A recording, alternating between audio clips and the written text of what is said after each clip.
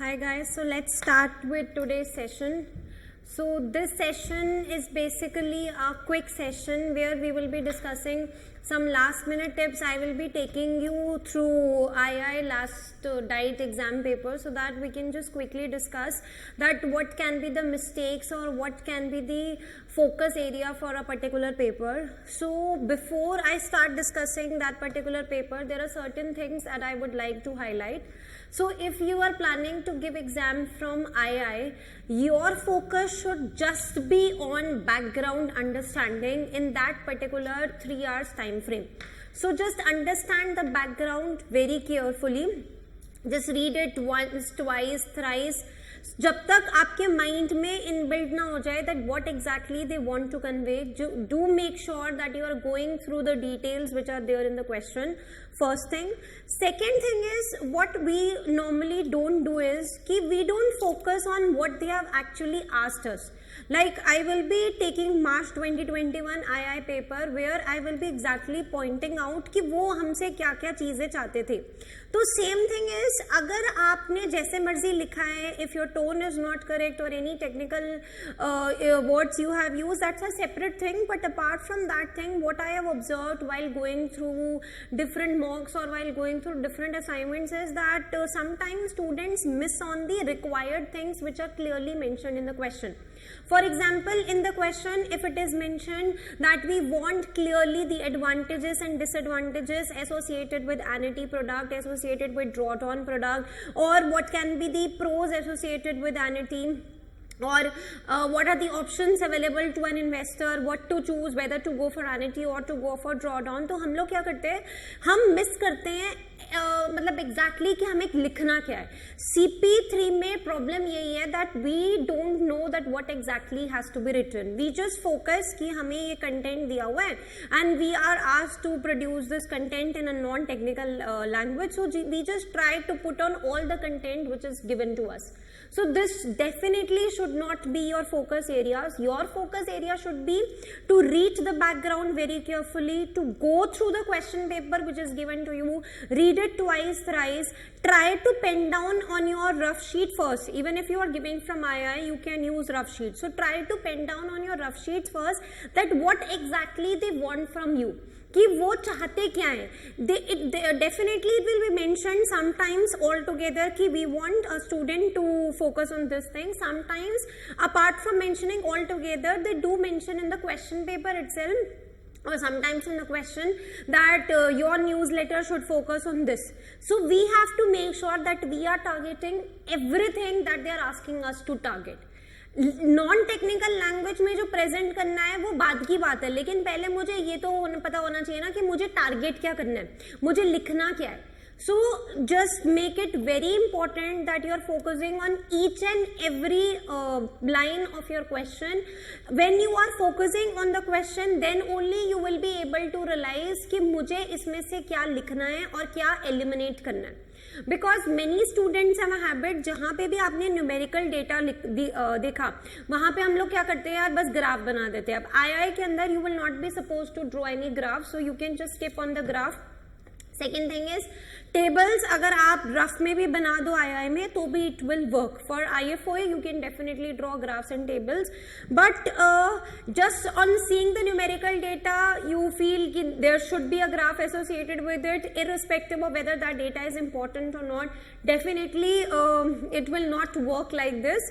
You will have to check, you will have to see कि क्या ये मेरा डेटा जो मुझसे उन्होंने क्वेश्चंस पूछे उनके लिए रेलिवेंट है भी. तो मुझे एक्चुअली में क्वेश्चन पेपर को बहुत ज्यादा डिटेल में पढ़ना है. We actually have a habit कि हम लोगों को बस जल्दी जल्दी आंसर सबमिट करना है. CP3 में प्रॉब्लम टाइमिंग्स की नहीं है, CP3 में प्रॉब्लम वर्ड्स की है कि क्या लिखना है और क्या नहीं लिखना. So always just always remember in your mind that you have sufficient time. आपके पास टाइम की दिक्कत तो है ही नहीं. You have sufficient time for everything. You just have to use that time accurately. First try to read the background, then try to read the question paper very thoroughly. Make a note of all the questions which they are asking us to focus. जब तक मुझे ये नहीं पूछा जाएगा कि मुझे exactly किस चीज पर फोकस करना है, मैं वो चीज लिख ही नहीं पाऊंगी. तो हमें पहले question, when we are actually attempting the question, we should be clear in our mind that what exactly they want from us.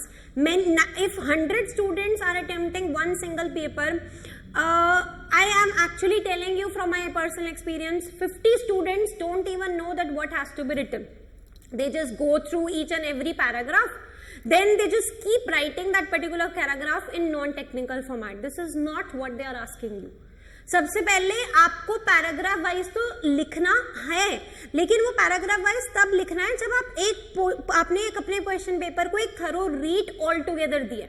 तो मुझे पेपर को paragraph wise non technical language में इंटरप्रेट करने के लिए CP3 कम्युनिकेशन प्रैक्टिस का paper नहीं करवाया जा रहा. मुझे CP3 का पेपर इसलिए क्लियर करना है कि मेरे पास एक सेट ऑफ इंफॉर्मेशन है, but that set of information is not useful for a non technical candidate. So how can I cut short and how can I make it crisp, how can I make it ready for usage by the non technical audience?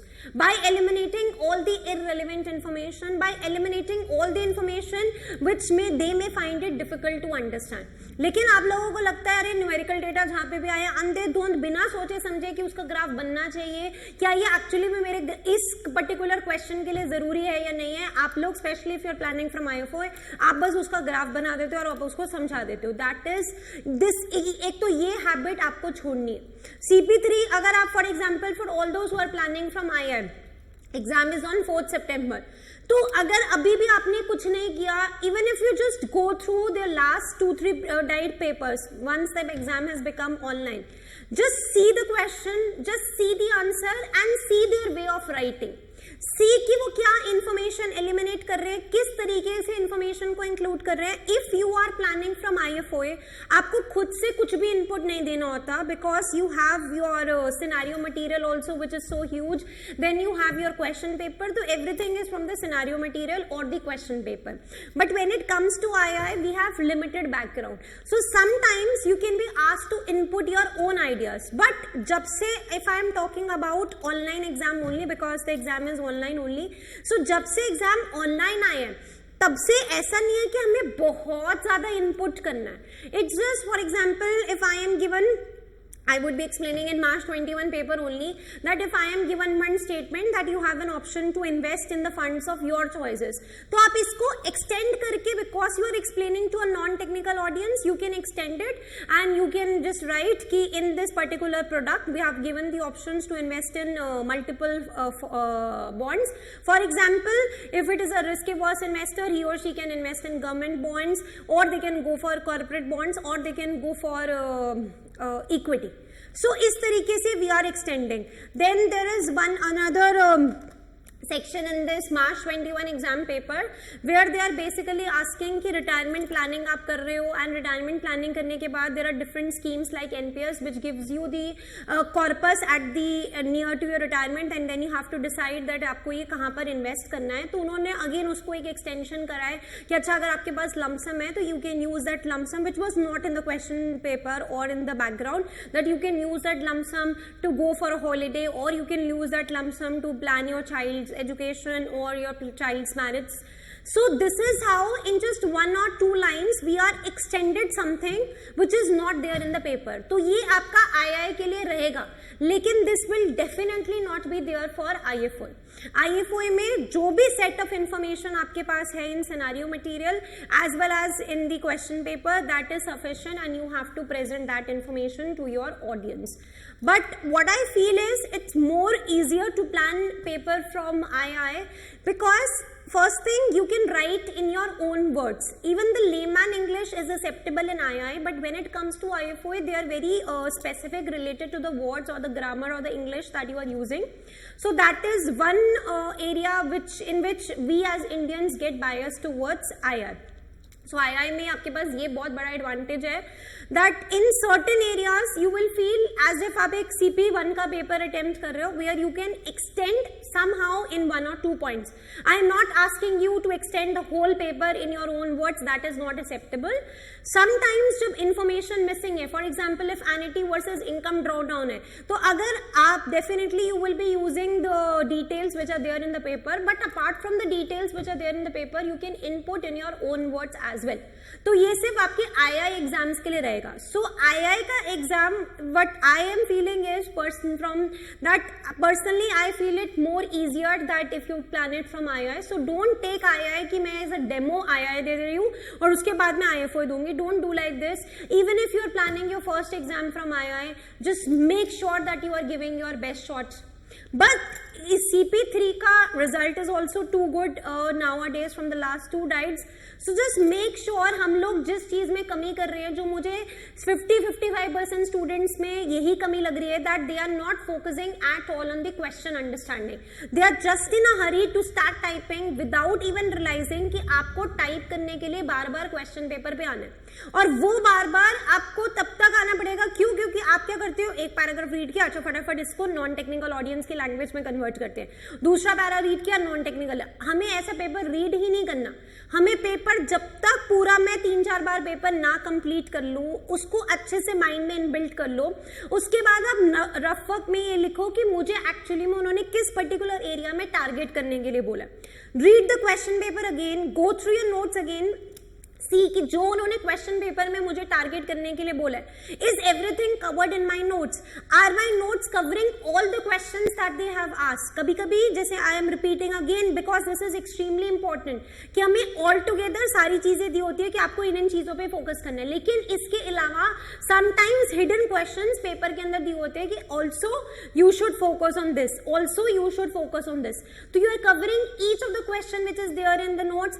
सो पहले आप 3-4 बार paper read करो, उसके बाद notes बनाओ. Notes बनाने के बाद दोबारा से पेपर पे आओ, चेक करो कि सारे क्वेश्चंस आपने नोट्स में कवर कर दिए. Yes, then go ahead, but again don't even start typing अभी भी. Make a framework in your mind that how exactly you would be proceeding. आप पहले, आपको लगता है कि मुझे पहले रफ में कुछ हेडिंग्स या कुछ कीवर्ड्स लिखने चाहिए, go for it.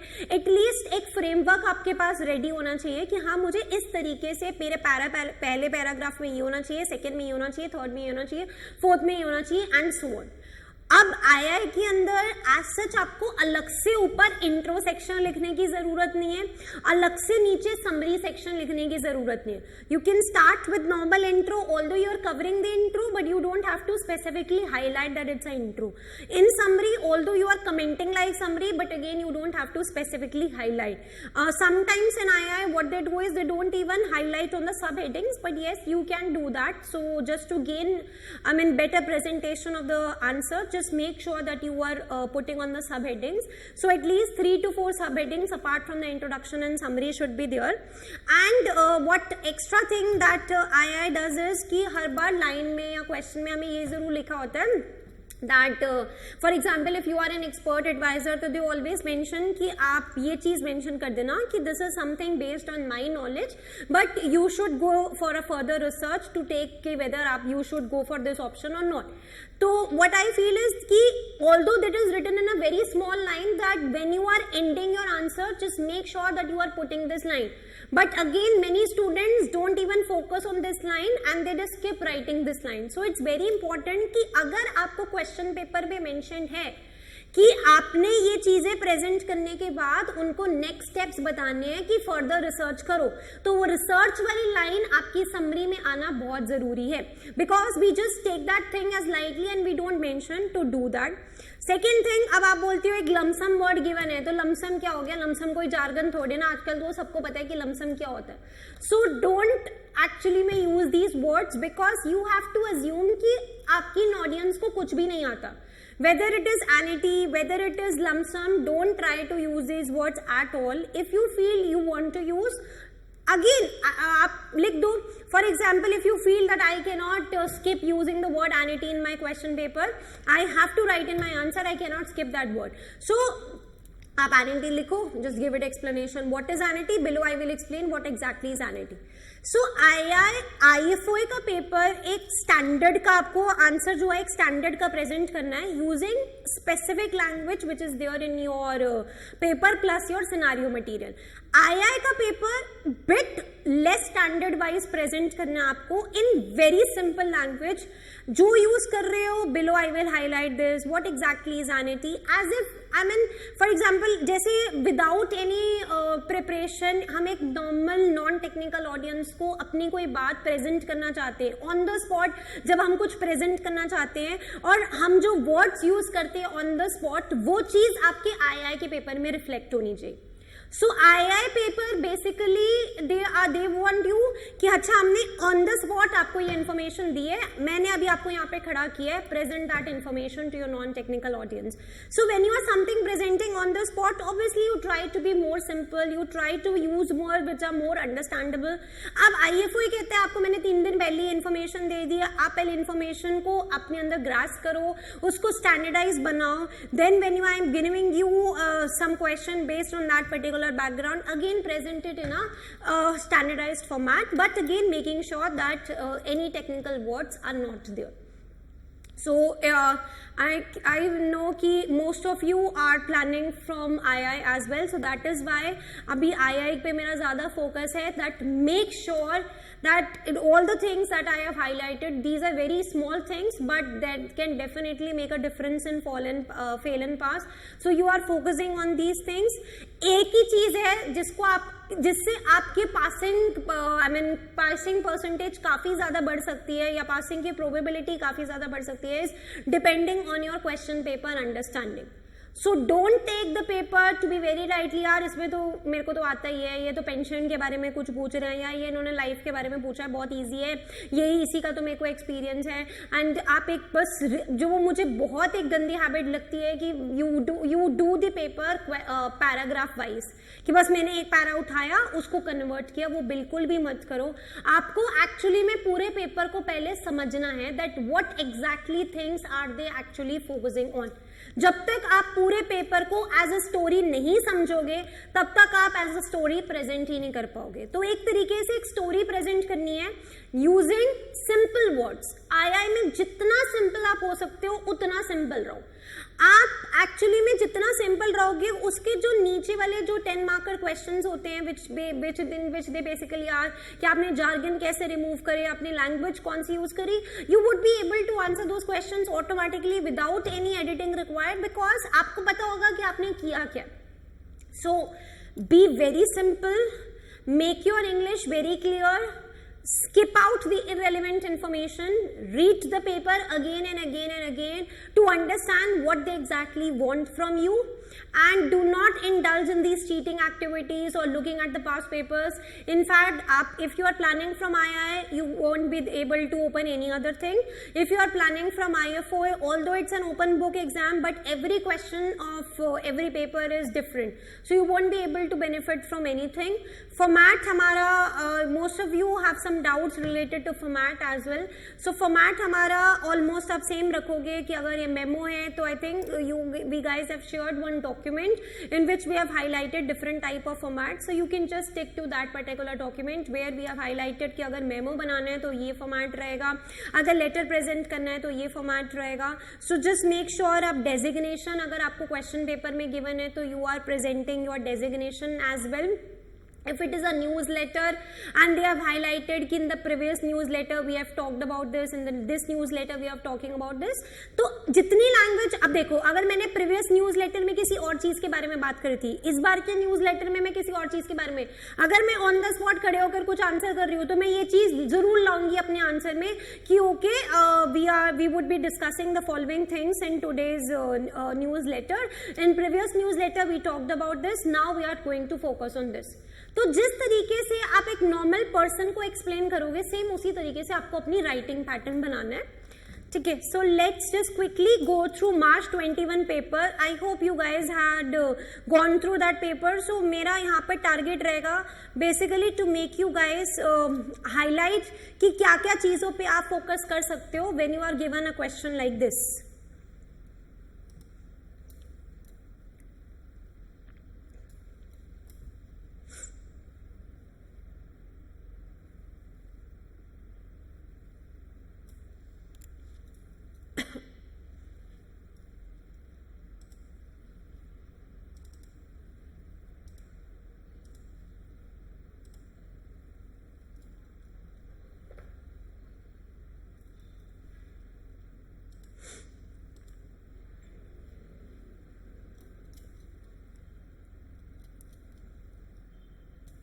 So this was March 2021 paper.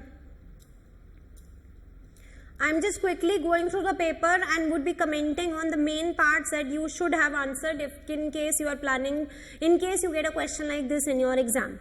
So you are an actuary working for a financial advisory firm. Retirement planning is one of the services that you offer. One important thing to remember is retirement planning is one of the services that you offer. There is no state pension and employers offer DC pension schemes. Government has been encouraging savings towards pension by introducing the NPS, which allows individual to save towards a retirement. There are also products which are offered by life insurance companies which cater towards savings for retirements. The current regime permits individuals to withdraw 1/3 of their pension corpus tax-free at age 60, with the balance having to be utilized to compulsory by an annuity. Interest rates have been decreasing over the years and have reached about 4%. This has led to a situation of annuities becoming very expensive and retiring customers perceiving annuities as offering very poor value. Government has amended the rules to now permit customers to offer income drawdown product instead of annuity.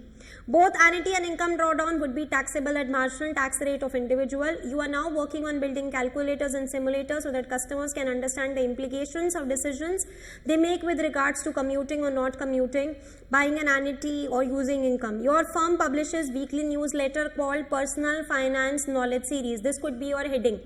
For its customers, which focuses on all topics, again, जो आपको intro में help करेंगी ये चीजें, which focuses on all topics relating to personal finance, including products that are available in the market.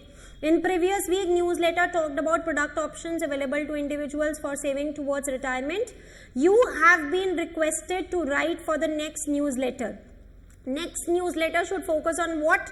It should focus on the products available at the time of retirement to a customer who has pension corpus from any of the products like NPS or one of the pension products offered by life insurance or as a lump sum from defined contribution scheme.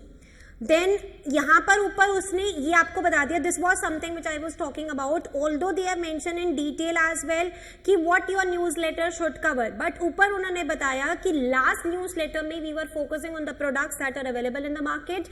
In this newsletter we would be basically focusing on the products at the time of the retirement to a customer who has pension corpus from different retirement planning schemes.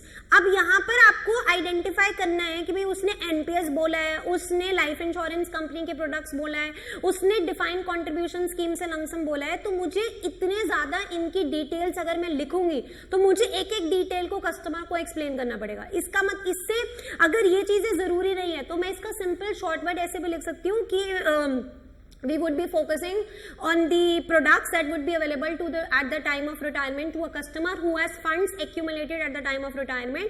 These funds can be accumulated by investing in some of the pension schemes, either which are offered by life insurance companies or pension companies, or maybe if the individual is working, then whatever they have accumulated throughout the term of their employment. So see the language that I am using. Instead of this language, I have converted कि we would be talking about the products which are available at the time of retirement and those products can be purchased from the funds which are available. Corpus use करना है, it's okay. अगर आपको corpus में भी doubt है कि whether it can be understood by the customer or not, you can simply use a word which the funds that we have accumulated by the time of retirement. From where we have accumulated the funds? Either from the pension companies or if you are working, whatever you have earned throughout the term of your employment. So now again in this question they are focusing कि your newsletter should cover the following. Option available to the customers of commuting a part of pension corpus and approach to the balance of the corpus. Context in which drawdown product has been introduced. Advantages and disadvantages of investing in annuity or using the drawdown approach. Any limitations of analysis. अब background information उसने आपको दी है. Immediate life annuity option, choose the annuity amount or the purchase price. Annuity will be payable in arrears as per payment frequency chosen for as long as the annuitant is alive. On death of the annuitant, annuity payments will cease and no further benefits will be payable. Income drawdown, take money from your pension as and when you want it. Balance of money would still be invested in the pension fund. You can set up a systematic withdrawal option which allows you to draw down a particular fund. In both the options, the balance would be invested in a fund or funds of your choice and may go up or down in value. Then your team has calculated different scenarios for a hypothetical client, Miss Bay, aged 60 years, who had 25 lakhs in her pension corpus and is planning on retiring soon. The team has taken the most competitive quote of annuity which is currently available in the market. The scenarios have been created with and without commutation of 1/3 of pension corpus. Further scenarios of monthly income have been created with purchase of annuity and purchase of income drawdown plan. For the drawdown approach, your term has calculated the number of years the funds would last if an equivalent amount was withdrawn from the fund. In choosing these returns, you have assumed that customers would choose to invest in short duration debt assets with some exposure to risky asset classes like corporate bonds and equity. Most of the pension fund managers in the country charge 50 BPS and your team has assumed their funds are projected at returns of this. Annuity quote is, अगर वो उसी अपने पूरे corpus से continue रखता है तो उसको एन्युटी मिलेगी 1.6 लाख के अराउंड की. अगर वो अपना अगर अपना वो 1/3 लमसम ले लेता है और उसके बाद जो रिमेनिंग अमाउंट बचता है उससे एन्युटी लेगा तो उसको एन्युटी कितने की मिलेगी? 1.1 लाख की. अब यहाँ पे आपको इनकम ड्रॉडाउन में बताया गया कि अगर आप 3% है और अगर आपने पूरा लमसम कंटिन्यू रखा तो आपका फंड 21 तक चलेगा, 4% पे फंड 25 तक चलेगा, 5% पे फंड हमारा 31 ईयर्स तक चलेगा. और अगर हम लोग कम्यूट करते हैं पहले 1/3 और उसके बाद हम इनकम ड्रॉडाउन में इन्वेस्ट करते हैं तो 3% पे 19 ईयर्स, 4% पे 22 ईयर्स and 5% पे 26 years and you are supposed to present to a technical audience. अब your start could be, जब भी इस तरीके का क्वेश्चन आए, अब मुझे एज अ स्टोरी समझना है. अब इसकी स्टोरी क्या है कि we provide guidance to use of funds at the time of retirement. Now हम किस तरीके से गाइडेंस प्रोवाइड करते हैं कि दैट वी टेल देम कि अच्छा आपको कम्यूट करना चाहिए, नहीं कम्यूट करना चाहिए. कम्यूटेशन इज अ चॉइस, आपकी मर्जी, आप कम्यूट करो ना कम्यूट करो. अगर आप कम्यूट करते हो तो आपके पास क्या ऑप्शन हैं कि आप सारा का सारा लमसम नहीं ले सकते, आप 1/3 कम्यूट कर सकते हो और उसके बाद आपको एन्युटी परचेज करनी पड़ेगी. फिर आप उनको समझाओगे कि अच्छा एन्युटी अगर वो परचेज करते हैं, एन्युटी परचेज करने का मतलब क्या है कि आपके पास एक सेट इनकम हर महीने या जो भी आप पीरियड सेट करोगे आपके पास आती रहेगी. So company would be providing you that particular income and if you don't want to purchase an annuity you have another option that you can go for income drawdown product. Now what is this income drawdown product? Again we are explaining in detail that what exactly is income drawdown product. So when we are doing this, हमने पहले start करी कि अच्छा हम लोग ये services, हम जो ये न्यूज़ लेटर लिख रहे हैं, हम ये किस लिए लिख रहे हैं? Because we are providing them the options. Then जब मैंने ये इंट्रोडक्शन है, मुझे अलग से हाईलाइट करने की जरूरत नहीं है, ये इंट्रोडक्शन है. आई एम जस्ट मेंशनिंग कि अच्छा हमने ये चीजें हाईलाइट करी, हम लोग इस न्यूज़ लेटर में किस चीज पर फोकस कर रहे हैं. ये आपका पहला पैराग्राफ होना चाहिए कि इस पर्टिकुलर न्यूज़ लेटर या इस पर्टिकुलर लेटर पे आप किस पर्टिकुलर चीज पर फोकस कर रहे हो, which we have mentioned in the start. अब नेक्स्ट उसने आपको बोला है कि option available to the customers of commuting a part of the pension corpus. Then you are telling them the option कि अच्छा जब आपने रिटायरमेंट पे पैसा एक्यूमुलेट कर लिया तो आपके पास एक ऑप्शन रहता है कि आप 1/3 लमसम ले सकते हो. देन अब मेरे पास और कुछ नहीं है लिखने के लिए, तो then I am explaining in my own words कि okay if you are using that lump sum you can do this things. Otherwise if you don't foresee any of these plans in near future तो आपके पास option ये भी है कि आप commute मत करो and you have been option that you can purchase an annuity. फिर हम एन्युटी पे आ जाते हैं. अगर हम लोग एन्युटी परचेज करेंगे तो annuity amount will be dependent on that particular situation कि उस टाइम पर कितना इंटरेस्ट रेट चल रहा है, उस टाइम पर आपकी लाइफ एक्सपेक्टेंसी कितनी है. I don't use the word life expectancy, may be you can use कि उस टाइम पर कितने चांसेस हैं कि आप सर्वाइव करोगे. एन्युटी आपको तब तक मिलती रहेगी जब तक आप सर्वाइव करोगे. तो अगर आपके सर्वाइवल के चांसेस बहुत ज्यादा है या ये अज्यूम किया जा रहा है कि अभी आप यंग हो और आपको एन्युटी बहुत लंबे टाइम तक मिलेगी तो ऑटोमेटिकली आपकी एन्युटी का अमाउंट कम हो जाएगा. या फिर एन्युटी जो डिसाइड हम उस टाइम पर करते हैं वो हम अपने इंटरेस्ट रेट्स के बेसिस पे करते हैं. अब रिसेंट ईयर्स में एक्चुअली में हुआ क्या है that interest rates in the country have been decreasing over the years and have reached about 4% per annum. ये इंटरेस्ट इंटरेस्ट रेट्स कम हुए हैं, इसी की वजह से एक्चुअली में जो नियर टू रिटायरमेंट थे उनको दिक्कत होने लग गई। क्यों दिक्कत होने लग गई? क्योंकि उनको एन्युटी उतनी नहीं मिल रही, या फिर उनको रिटायरमेंट के टाइम पर उतनी इनकम नहीं मिल रही जितनी उन्होंने सोची थी। So as a result of this fall in interest rates there was another option to go for income draw down product. अब इनकम ड्रॉ डाउन प्रोडक्ट के आपने एक्सप्लेन कर दिया कि इनकम ड्रॉ डाउन में you have the option that you like an annuity you would be getting income, but it is more flexible because आप पहले ही बता दोगे कि आपको कितनी इनकम ड्रॉ करनी है। सो you can draw that particular amount every month and the balance would be invested in the different funds. Again कहाँ पे इन्वेस्ट होएगा वो उन्होंने बोला गया है, कॉर्पोरेट बॉन्ड्स में आप इन्वेस्ट करो, इक्विटी में इन्वेस्ट करो, गवर्नमेंट बॉन्ड्स में इन्वेस्ट करो, and they have an option they have mention कि इट कैन गो अप और down in value. So the fund can go up और फंड कैन गो डाउन, यहाँ पर आपने लिखा। उसके बाद हमने इनकम ड्रॉ डाउन और एन्युटी के एडवांटेजेस डिसएडवांटेजेस कमेंट कर दिए। अब हमें यहाँ पर एक एग्जाम्पल दिया हुआ था जिसमें हमने अभी डिस्कस किया कि अच्छा अगर आप कम्यूट करते हो और आप 3% पे रहते हो तो आपका इतने साल तक फंड चलेगा, 4% पे रहते हो तो इतने साल तक फंड चलेगा, 5% पे रहते हो तो इतने साल तक फंड चलेगा। तो ये मुझे क्वेश्चन रीड करने के बाद ही मैंने आइडेंटिफाई कर लिया कि this is something which is irrelevant information which is provided to me, because मुझे बोला गया है कि मुझे किस चीज पर फोकस करना है, ऑप्शंस अवेलेबल कि उसको कॉम्यूटेशन कर सकता है या नहीं कॉम्यूटेशन करना। अच्छा अगर वो कॉम्यूटेशन करता है तो उसके पास बाकी की अनकम्यूटेड अमाउंट के लिए क्या ऑप्शंस हैं, ही और she can go for income draw down और कैन गो फॉर एन्युटी। अच्छा ड्रॉ डाउन और एन्युटी के हम लोगों ने कंपैरिजन कर दिया, एडवांटेजेस डिसएडवांटेजेस बता दिए, और फिर उसके बाद लिमिटेशन है। लिमिटेशन से मतलब है कि मैंने ये जो ड्रॉ डाउन वर्सेस एन्युटी बताया ये एक सेट सिचुएशंस पे, सेट इंटरेस्ट रेट्स पे बताया। अगर ये सिचुएशन चेंज होंगे, इंटरेस्ट रेट चेंज होगा या फिर बेटर कोई एक्सपर्ट एनालिसिस होगी तो इट्स बेटर कि you can get your work peer review. तो आपको ये लिखना। अब इसमें मुझे यहीं पर पढ़ के ये एक इंडिकेशन मिलनी चाहिए कि कहीं पर भी इसका मतलब ये कोई ग्राफ नहीं बनेगा आई के अंदर, या फिर ये जो मुझे इन्फॉर्मेशन दी है कि अगर मिस वेन ने अपनी कम्यूटेशन नहीं किया तो 3% पे उनको ये मिले, इतने टाइम तक उनका फंड चलेगा, 4% पे इतने टाइम का चलेगा, 5% पे इतना टाइम का है। एंड अगर उन्होंने कम्यूट कर लिया तो 3 पे इतना, 4 पे इतना, 5 पे इतना। तो instead of presenting it like a detailed information we can just highlight कि just for your reference to present the same information we have taken one hypothetical example of a person aged this. If he or she goes for annuity then he would be getting then she would be getting this. If she goes for income drawdown then she would be getting this. तो the thing to highlight is कि अगर आपको कोई numerical information question में given है, जैसे अगर हम इस पर्टिकुलर क्वेश्चन की बात करें तो अराउंड 2 पेजेस की इन्फॉर्मेशन मेरे पास थी जिसमें उन्होंने बे का हाईलाइट किया कि अगर वो कम्यूटेशन करते हैं तो उनको 1.6 लाख की इनकम मिलेगी, अगर वो कम्यूटेशन नहीं करते तो 1.6 लाख की इनकम मिलेगी, अगर वो कम्यूटेशन करते हैं तो उनको 1.1 लाख की इन्फॉर्मेशन मिलेगी। और उसके बाद ड्रॉ डाउन का समझाया कि आपके funds depending on the interest rate इतना चलेंगे।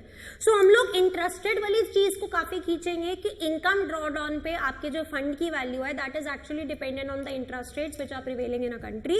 For example if a person aged 80 years exercises the income draw down option without taking commutation, then at 3% it is expected that the fund will be lasting for 21 years. For 4% it is expected that the fund will last for this years, and for 5% it is expected that the fund will last for this year. तो मैं information, although I am using that, but the way of presenting is very normal, that I am just highlighting in 2-3 points or maybe in just one single paragraph that in this example I am actually, with the help of this example I am trying to explain you that what can be the different repercussions of choosing between annuity and income drawdown. So in similar manner you can be given any other question as well. From the last 2-3 diets the questions have become very easy provided you just understand the question very carefully. अब ये this question understanding is not at all difficult. अगर आप इस तरीके के questions में भी unnecessary tables पे focus कर रहे हो, या फिर आप वो पूरा टेबल दोबारा से replicate कर रहे हो अपने आंसर में, या फिर आप मुझे actually में commutation non commutation समझा नहीं रहे, annuity drawdown डिटेल में नहीं समझा, तो then that means you are not reading the question carefully or you are just so much lost in your information. आप नेक्स्ट से सर्च करके irrelevant annuity versus income drawdown के अगर सर्चेस कर रहे हो तो that is irrelevant because that is not allowed. मतलब I won't say कि that is not even acceptable. करना ही क्यों है? जितनी इंफॉर्मेशन आपके पास है और जितनी अभी तक आपने डिफरेंट पेपर्स में से पढ़ी है, बस वही इंफॉर्मेशन प्रेजेंट करनी है. They don't ask us to use the information from YouTube or use the information from Google. You don't have to do that. जितनी इंफॉर्मेशन आपके पास है, that is completely sufficient. अब जिस तरीके से ये पेपर एक तरीके से हमने स्टोरी जैसा पढ़ा, ये एक स्टोरी का जो लेवल आता है आपके एग्जाम टाइम में, बिकॉज ऑफ पैनिक सिचुएशन और बिकॉज माइंड में बहुत ज़्यादा प्रेशर होता है, वो एकदम से नहीं आ सकता. इसलिए बेशक पहले का 1 घंटा आप एग्जाम का सिर्फ क्वेश्चन रीडिंग और नोट्स मेकिंग पे दो, उसके बाद टाइपिंग पे फोकस करना. So rough sheet is allowed in exam, but make sure that you are reading the question very carefully. जैसे अभी हम लोग underline कर रहे थे, उस तरीके से आप you can also just keep on noting or just keep on highlighting the things in which you have to focus upon. ये बहुत ज़रूरी है कि मुझे ये पता चलना कि relevant information क्या है और irrelevant. अब इसमें यहाँ पे एक point था taxation का, which I feel is irrelevant taxation, कि हमें as such कुछ भी comment करने की ज़रूरत नहीं है. Then इसके अलावा I think we have used almost all the information which was there in the paper. So India के अंदर आपके पास ये बड़ा फायदा है कि बैकग्राउंड इन्फॉर्मेशन जो है वो बहुत लिमिटेड होती है. अब बैकग्राउंड इन्फॉर्मेशन लिमिटेड होती है तो मुझे ये पता है कि ऑलमोस्ट सारी इन्फॉर्मेशन किसी ना किसी तरीके में यूज होगी, बस उसका यूज का तरीका मुझे समझना है. बाकी there are certain things that would definitely be eliminated. वो आप तभी समझोगे जब आप एज ऑल टुगेदर पेपर सोचोगे. आपको ये नहीं सोचना कि पहले पैराग्राफ में क्या लिखना है और लास्ट के पैराग्राफ में क्या लिखना है. मैंने ऐसे भी बच्चे देखे हैं, व्हाट दे डू इज पहले इंट्रोडक्शन लिख देते हैं, उसके बाद समरी लिखते हैं, फिर हम सोचेंगे कि बीच के 3 पैराग्राफ्स में क्या लिखना है. This is completely wrong approach. That means just for the sake of giving paper you are attempting the paper. Don't attempt the paper for the sake of attempting. Attempted कि ये इन्फॉर्मेशन है, मुझे debate present करनी है, debate के लिए मुझे क्या क्या चीजें लिखनी होंगी. कि आप डिबेट प्रेजेंट करने के लिए उसको पहले टाइप कर रहे हो और आप डिबेट एक ऐसी ऑडियंस को प्रेजेंट कर रहे हो जो कि शायद आपको एक वियर्ड रिएक्शंस दे अगर आप कोई टेक्निकल वर्ड यूज करते हो. तो वो वियर्ड रिएक्शंस अवॉइड करने के लिए you have to use non technical words. इस तरीके से अपने माइंड में एक्यूमुलेट करो कि जब हम डिबेट में बोलते हो, okay so you would be judging what exactly is annuity, so now I would be highlighting that what is annuity. So जैसे हम ऐसे बोलते हैं डिबेट के टाइम पर, सेम यही चीज आपको लिखने कि जो आपका एग्जामिनर आपके आंसर को रीड कर रहा है उसको भी ये लगेगा कि आप कुछ भी ऐसा नहीं है कि आप कुछ मगअप करके लिख रहे हो. You are presenting it as if you are giving a presentation. So this is what they want from you. So with this session I wanted to highlight these small things. So I hope I have made myself clear. इसके बाद भी आपको कुछ भी doubt रहता है related to the subject, just feel free to comment, to message on the institute number or mail on the institute number for the same. So that's it from my side for the day. Thank you.